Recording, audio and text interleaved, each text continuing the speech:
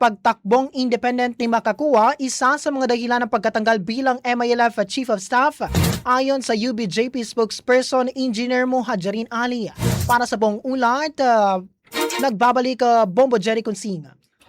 Nilinaw ni UBJP spokesperson at Acting Secretary General Engineer Muhajirin Ali na isa sa mga naging dahilan ang pagkatanggal kay Abdul Rauf Makakua bilang Chief of Staff ng More Islamic Liberation Front o MLF ay ang naging desisyon nitong tumakbo bilang independent candidate sa halip na gamitin ang nominasyon ng United Bangsamoro Justice Party o UBJP.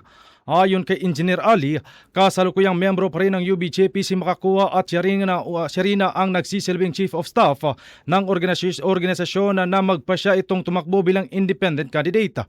Anya, batid umano ni Makakua na hindi siya inalis o pinalitan sa kanyang posisyon bilang isang Chief of Staff. Wala rin umano itong isinumiting resignation letter upang formal na kumalasa sa organisasyon. Mga ka-Star Nation, mga kabombo, ating pakinggan ang naging eksklusibong prayam ng Star FM Cotabato kay UBJP spokesperson at Acting Secretary General Engineer Muhajirin Ali. Si Chairman Murad, being the Commander-in-Chief, he will temporarily assume the office of the Chief of Staff of the BIAF. So, wala nang issue doon. Di ba? Now, doon naman sa pagiging UBJP Secretary General, no, pinag-usapan din namin yan nung nasa Davao kami. Dahil ang concern dyan ay unang-una, he decided to run as independent. So, malaking tanong sa partido. May partido ka, official ka,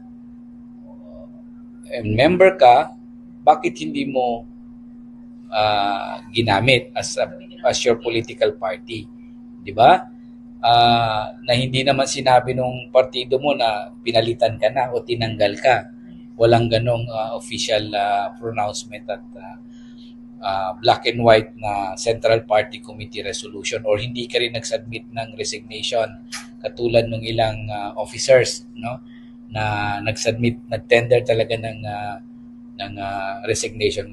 Just recently, katulad ni Mayor Bruce, di ba? Na nag-tender siya ng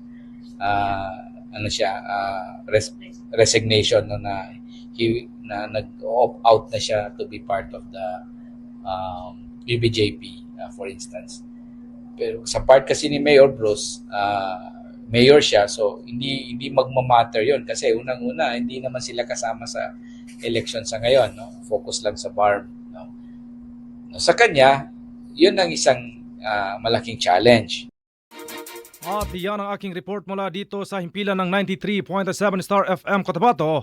Ako si Bombo Cherry Consing and this is Bombo Radio Philippines, the number one and most trusted source of news and information. Basta Radio, Bombo!